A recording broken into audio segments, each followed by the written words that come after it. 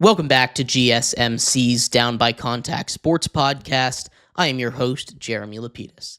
Today is Thursday, March 20th. If you were just tuning in, we just finished going over all of the games for Friday, all 16 games in the round of 64 taking place tomorrow. We went over every single game, predicted them, picked a couple upsets as well. Not as many as you might think, but this is pretty chalk bracket this year. Just 3 upsets I have tomorrow: Xavier, UNC, and Vanderbilt. In this segment, we turn our attention to baseball. We've been over almost every single team in the NL. Today, we finish it out, taking a look at the Washington Nationals. My favorite team. We're not going to be too biased here, but we're going to talk about what their season might look like with the additions and all the young talent officially being up on opening day. But before we do, remember, if you would like to be an even bigger part of the show than you already are, all you need to do is go to gsmcpodcast.net. Or if you're on YouTube, you can use that super chat feature. If you do either of those two things, a message should pop up on the bottom of the screen for you, me, and everybody else around the world to see. If you do have a burning question about sports, anything at all that you would like to ask, go ahead and throw that in the comments. Throw it in the chat. I will get to it as soon as I possibly can. I appreciate everybody so much for sticking around, talking some sports with me here on a beautiful Thursday, March 20th. Like I was saying, we're going to get a little bit into the Washington Nationals. We've been over every single NL team other than those Washington Nationals. Last year, they went 71-91, fourth in the NL East, missing the playoffs. This is a team that has gotten better and better every single year since they blew it up, moving off of their talent like Juan Soto, like Trey Turner, like Kyle Schwarber, like Max Scherzer, like all of the guys that helped them win a World Series back in 2019. This is a team that blew it all up and was starting fresh. They got a lot of great return on that. They've got a lot of players that are finally ready to come up, but it's not just that. Their offseason, while it wasn't the biggest as far as splash in the pan, which I know a lot of fans were hoping they would make at least one big move at like first baseman or potentially bringing Juan Soto back to DC. Instead, they made some just solid moves, low risk, high reward kind of guys, bringing back guys like Kyle Finnegan, who just had a career season as a closer. He's going to be back doing his thing again on a 1-year, $6 million deal. They brought in Paul DeJong on a 1-year, $1 million deal to play third base for them, a position that they really just don't have locked up at all in limited experience at third base. He looked like he could play solid defense over there, and he's been playing pretty good in the spring. They bring in Michael Soroka from the White Sox, the biggest contract they handed out on a per-year basis, 1 year, $9 million.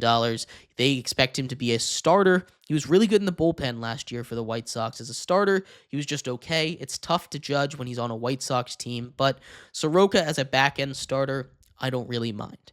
Josh Bell returns to DC on a 1-year, $6 million deal after lighting it up after being traded to the Diamondbacks at the end of last year. They bring back starting pitcher Trevor Williams on a 2-year, $14 million deal.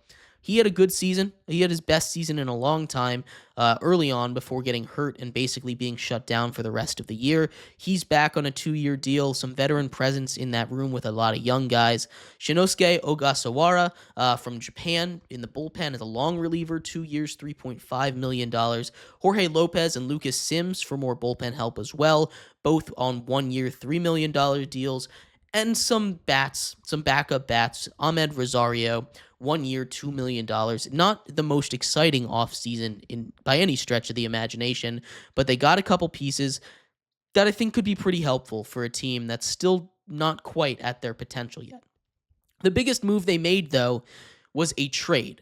They made a trade with the Texas Rangers acquiring first baseman Nathaniel Lowe for relief pitcher Robert Garcia. Garcia is going to slot in as a back-end bullpen guy for the Rangers, but Lowe is going to step up as the starting first baseman for the Washington Nationals. Going to be in the lineup basically every single day. I love this move for the Nats. They needed a first baseman bad. They missed out on the top guys. Pete Alonso stayed with the Mets. They missed out on a couple of other guys that they probably could have traded for, like Christian Walker. Instead, they go and get Nathaniel Lowe, who's not a bad option at all. Not the number one, but not bad. And it's not the worst thing in the world for them to bring in a solid, proven first baseman like that. It wasn't all good, though. They lost a couple of guys, right? They lose relief pitchers, some guys that have been on the World Series team. In fact, now there is nobody left from the World Series winning team as Tanner Rainey and Patrick Corbin now gone. They leave in free agency. Joe LaSorsa also gone. Ildemaro Vargas, who's been a staple in the locker room, is gone as a utility guy. Joey Meneses has been up and down from the major leagues, but provided a spark every once in a while. And Joey Gallo is gone as well, just a true 3 outcome kind of guy. They didn't lose anybody too important this year. The important part is their young talent that they have. This is a team flush with young stars in the pitching staff and in the order. We're going to start off with the bats. You've got CJ Abrams, star shortstop, made an all-star game last year. He is amazing. Shortstop there.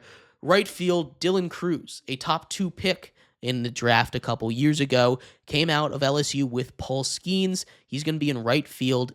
Amazing defender. He came up at the end of last year, provided a little bit of pop with his bat. The big name, James Wood, they got in the trade for Juan Soto from the Padres. He's going to be in left field. His defense could use a little bit of work, but his ability with the bat is going to put him in near the top of the league, especially when it comes to just pure power numbers. They bring back Josh Bell to be a DH, hit 4th. He can play a little first base too if you need to give Nathaniel Lowe a day off. They have Lowe at first base behind him hitting 5th. Then they have Luis Garcia, who I think is prone for a breakout. I love Luis Garcia. He's one of the best second basemen in baseball. Third baseman Paul DeJong, we talked about him a little bit already. Keibert Ruiz playing catcher. He's the best catcher on the roster, but he needs to really step it up defensively if he wants to stay in Washington for the long term. And center fielder Jacob Young, a guy who was robbed of a Gold Glove last season, one of the best pure defensive guys in baseball. He bulked up, had a little bit of pop to him in the spring. He's still fast. He's still explosive. This is going to be a really good lineup. It's nothing that's going to blow your socks off, right? It's nothing that you're going to be like, I don't want to face this lineup. It's scary. But up and down, all the way 1 to 9, there's not a spot that I'm like, oh, thank God. There's nobody that I'm scared of here. This is a team that I think is just going to be solid this year. They do have a couple injuries. Andres Chaparro, who stepped up big time near the end of last season after the trade deadline, is hurt. He should be back soon. But the rotation is really where I get excited. They have Mackenzie Gore, who has ace-level stuff. He just needs to put it all together. Trevor Williams, a little bit of a veteran. Jake Irvin, who pitched at an all-star level last year. Mitchell Parker also pitched at an all-star level last year. Some of the best first couple starts in anybody's in the league history. Michael Soroka, we talked about at 5. They've also got Josiah Gray, who had Tommy John last season. He should be back soon. Should slot in probably to where the Trevor Williams spot is. Maybe they just run a 6-man rotation. But this is a really good spot. Lots of young talent, lots of guys that can be here for the long term. The big thing for the Nationals is they've got to start to pay people soon, and that's when the money's going to get tight. The bullpen is weak. I'll just be honest here. It's not a great bullpen. Kyle Finnegan is an okay closer. He's not the number 1 closer in baseball, but he'll get his job done. Jorge Lopez they bring in, and Derek Law was there last year. Jose A. Ferrer is a name you should be paying attention to. He's a lefty. He's probably a future closer for the Washington Nationals. He's gonna be really good. Lucas Sims, Eduardo Salazar, Colin Poche, and Shinosuke Ogasawara round out the rest of that bullpen. But it's just an okay bullpen. It's not the worst in the league. It's not the best in the league, but it's not the worst the Nationals have fielded. I would actually go as far as to say that the one that they won the 2019 World Series with might even be worse, at least on the same level as this bullpen, which is not where you want to be. Mason Thompson, solid lefty, and Zach Brixey, who is going to stay in the minor leagues, both injured right now in the 40-man. But the over-under for this team is set at 71.5 wins. Last year, they won 71 games. This is a team that I think undoubtedly got better. I don't think they're good enough to make the playoffs this year, especially in a division as stacked as the NL East with the Mets, the Braves, and the Phillies in it. I still think they'll finish 4th in that division, but I think they're going to get better. I think they'll flirt with 80 wins.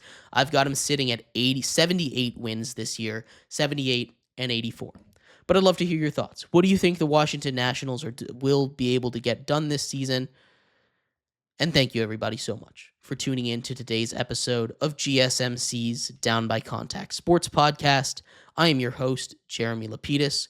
We'll be back tomorrow talking everything March Madness. We'll preview the round of 32. We'll turn on over to the AL East as we get to our final division in baseball, as the baseball season is right around the corner, and anything else that might happen around the world of sports today. I'll see you then. Bye-bye.